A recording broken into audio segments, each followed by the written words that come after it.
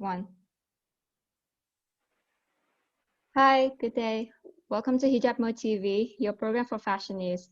Here we have the founder and designer of Modesty Blvd, Shiaam. Welcome. Hi, thanks for having me on today. I'm pretty excited about the journey. So yeah, it's good to meet you as well. Nice. All right. So the brand is established in 2017. The founder, Shiaam Abrahams, was a former fashion correspondent for Style Africa, and she is an alumni of City and Guilds of London accreditation in fashion design and construction. So the brand is a modest fashion brand. What is the story of the brand? So the story of the brand links back to a few years ago, say around 2015. As I've mentioned, I was a fashion correspondent for South Africa. And, I think it was just an innate calling as such, where I decided, from jumping in from the IT industry into my passion for fashion design. And Style Africa provided me that platform where I was able to go and correspond for, SA Fashion Week, etc. And the story of the brand was born through that, where I had a look at what the industry was presenting, and there was a huge lack of modest fashion in the industry. And being a Muslim woman and also looking towards dressing more modestly, etc., I think as time progresses, we kind of lean towards that more modest fashion way of dressing, dress attire. And that's where the brand was born. Modesty on Boulevard was established in South Africa. And our passion and our mission in South Africa and then across the world is to adorn all women in modest fashion wear and modern modest fashion wear. So that's where Modesty on Boulevard comes from. Yeah, right now Shiaam looks really lovely on her scarf, and as you can see, there's a drapery around it, and she does have a really good fashion style. So well done to that. Thank you. So how would you view modest fashion in the media, since you have had like some or a lot of experiences in the media, and so like in one word, what is the modest fashion industry, especially in the media kind of context? I think in terms of the context of the modest fashion industry as it stands today, I would definitely say that it's an era of modest fashion. It's a new era that is being born. It's an era that even larger brands are embracing at this point in time. And I think it's a fantastic time for modest fashion designers to get out there and to represent. Yeah, it is true, because from the rise of technology and from the rise of your brand as well, and modest fashion has huge opportunities for this kind of time. What kind of comments would you share on how the media represent modest fashion, since you said it's the new era, yeah? And how does it affect the brand Modesty on Blvd? Sorry. Boulevard, Boulevard. yeah. Sorry, Yeah. No problem. So Boulevard. with that being said, the industry is, I think it's at a stage of embracing modest fashion. And I think the main, the operative word there being modest fashion and not just Islamic fashion, is the fact that it's become consumable across the board, across cultures and across religions, where women are actually on the same level of the modest mentality of dressing in attire that's a little more sophisticated in terms of revealing themselves and their bodies and stuff like that. So we are, as Modesty on Boulevard, it pretty much fuses the Western way of dress code with the essence of modest fashion. And that's where the brand essence actually derives from for us. And I think that's what is being complemented in the fashion industry right now. Yes, I agree with that, especially when it is emphasized that the media or TV shows is more on the enlightenment history part of the modern Right. fashion kind of era, especially the Victorian era, especially. Um, Yes. yeah, you can mention the TV show if you want. It's quite famous, but of course I will not mention it here because this is about fashion as well, and it's about your brand. So yeah, there are a lot of inspirations these days. So you're right about that. Definitely. Stemming right back to the 1900s, I think if you look at where modest fashion stems from, overall on the board, you look at 1900s fashion, and that's pretty much where the modest dress code comes from. And it's just how individual cultures and religious groups have integrated that into the aesthetic, you know. So, yeah, I think that's definitely something we're seeing more in the come to life. In terms of the modest fashion era. Yeah, yeah, the trends is recreating and recreating again into a modern and Right, right. more fitted 2021 kind of era. Yes, yes, Um, definitely. yeah, definitely. So many designers would dream of become one, and when they have already had a passion at an early age. So is that your motivation? And what else do you have for your brand? Yeah, I think the brand, being a fashion designer, like you say, it's something a lot of women or little girls have dreamt of becoming, you know. But for me, what's happened is as Modesty and Boulevard, it became something more personal to me. Um, and I think, you know, being a mom of a girl, I would want to see her dress more modestly.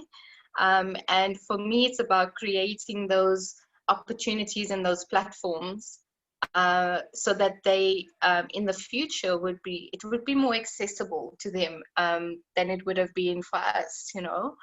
um, so for me, the brand itself and being a fashion designer is something really personal, and I think it stems in our designs. We put a lot of love and care into it, so quality is key for us as well, Mm. and we like that to be portrayed in what we offer to our consumers at the end of the day. So yeah, I think the brand as a whole has a very personal touch to it.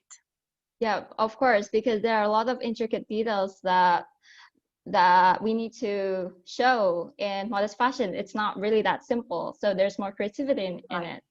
And I right. think, yeah, it builds more jobs too, more sewing, more fabric, more, Lots more fabric. yeah, of course, Right. there's more on everything. And this is why modest fashion is actually a really, really cool part in the art world.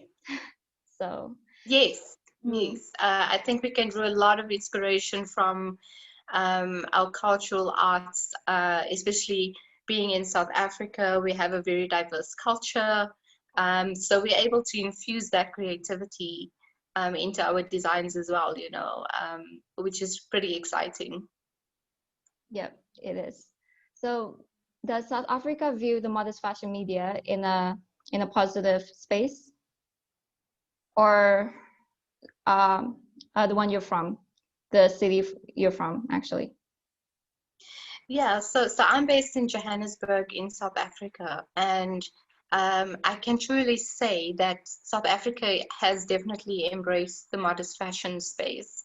I've seen some of our really big local designers come out with modest fashion garments in the Fashion Week runway shows. Um, Cape Town, for example, has a very large modest fashion community as opposed to Johannesburg, and a lot of the design aspect happens there. But in South Africa, and in terms of how South Africa media is embracing the modest fashion space, we have a lot of influencers that are now, you know, positioning themselves in the modest fashion space because it is literally as I've mentioned before, an era, and this is why our slogan is actually welcome to our modest fashion era as Modesty on Boulevard. And the South African market, I am pleased to say, and I'm so grateful to see that we are creating more and more platforms for us to actually showcase our designs, and platforms like Fashion Manila, for example, giving us the exposure and the opportunity to reach international markets, is one thing that we can truly say is embracing the modest fashion industry for us and supporting us in the process. So Yeah, I yeah, it's see. all positive. So talking about Modest Fashion Manila too, are modest fashion shows extremely important for any kind of brand, especially for yours too, of course. Yes, absolutely. I think especially for designers entering the fashion space, I think it's important to do these fashion shows and to have a creative platform to showcase your identity as a brand. And it's also to introduce you into different types of market segmentation. So specifically, you are looking at modest fashion, and we are looking at a worldwide penetration of modest fashion coming to light. Fashion shows are key, I think, and as a startup designer myself, I consider myself a startup because I'm constantly learning, and I think it's a massive platform to introduce yourself and to introduce the brand. So we are in need of many more of these fashion shows indeed. Yeah. So what is the correlation between modest fashion and ordinary fashion shows based on your experience as a correspondent?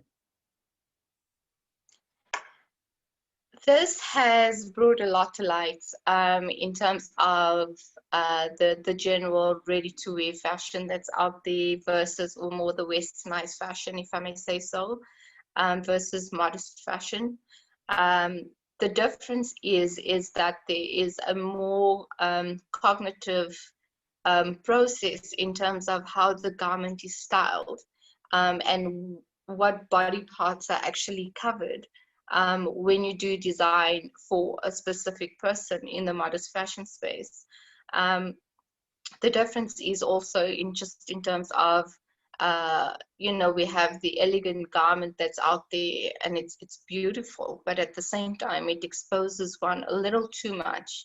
There are modest women out there across religious and cultural diversities who would prefer to just be a little more covered. And this is where the modest fashion comes in. It's just taking something that you can take off in terms of runway trends across the world, and you can modify it to a more modest fashion take, which also makes it allows for modest fashion women to be on trend as well, and not look like they're wearing something that's just really not fashionable.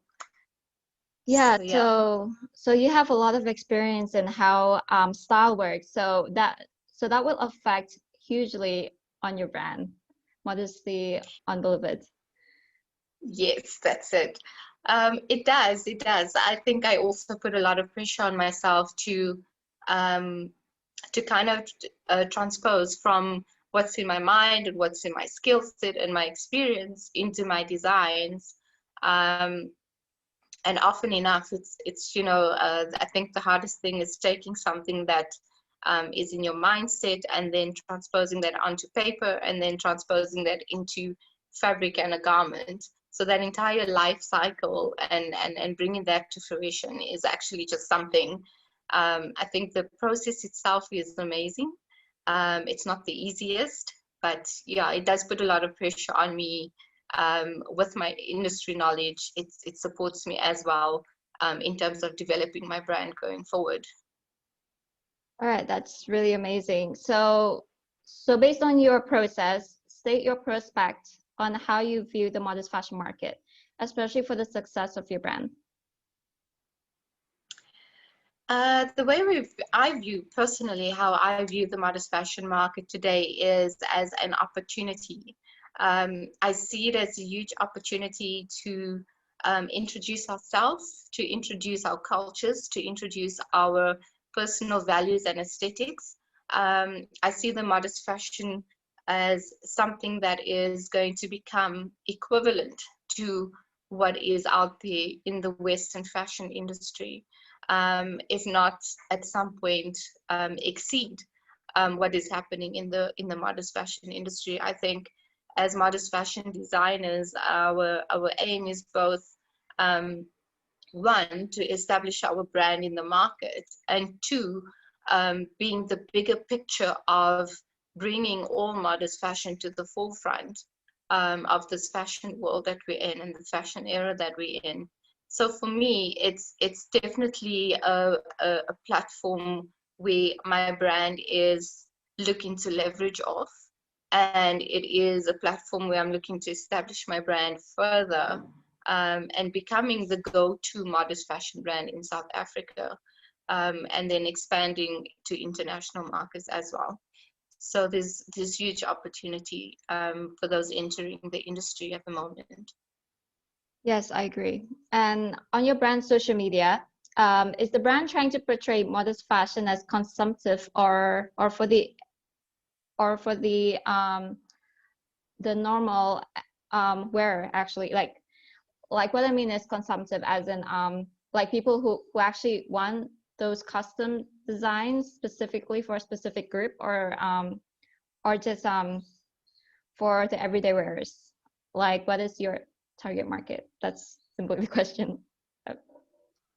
Yeah, so our target market, looking at the state of the economy where we are with the COVID-19 situation, we initially did bespoke designs where we did do custom designs for our consumers and our target market. And I think it's led us to a point where we've decided to expand our brand to provide the ready-to-wear garments in terms of that. So we also have to be cognizant of where the economic state is, where the consumer pocket is, and where our segmentation lies. And that for me has really just influenced where we are. So if I were to answer your question, I would say that we are looking at the ready-to-wear design for our market segment, but at the same time we are looking at specializing in more of your functional couture, which others would see as smart casual. But yeah, that's what we would focus on right now. Yes, like if you visit their Instagram page, actually, it's more on the couture side. So many consumers can highly expect the couture side, but it can be casual couture. Yeah, right. Like those that can be worn at home. So is that true? Exactly, that's correct. So we are looking at that being our essence of design going forward, and we do foresee that it's something that is going to be appreciated by a lot of women out there today. They do enjoy the functional couture, and yeah, we hope to meet the need of our consumers. Okay, hope so. And and you will show your designs in the show for Connected Beyond Fashion 2021. How will we view your designs? So inshallah, the designs will be there. What you will be viewing is once again challenging myself to bring something different to the market, something different than what we were producing before. So they can expect, a range of functional couture, and we are looking at playing with different hues, different fabrics that are much richer in terms of texture and color and aesthetic. So that's pretty much what we have lined up for the show in 2021. And we're pretty excited. There's lots of work happening in the background. Nice. All right. So see you soon on the fashion show in June 2021. Thank you for being our guest. You're welcome. Thank you so much for having me on. So here is Shiaam Abrahams. Thank you.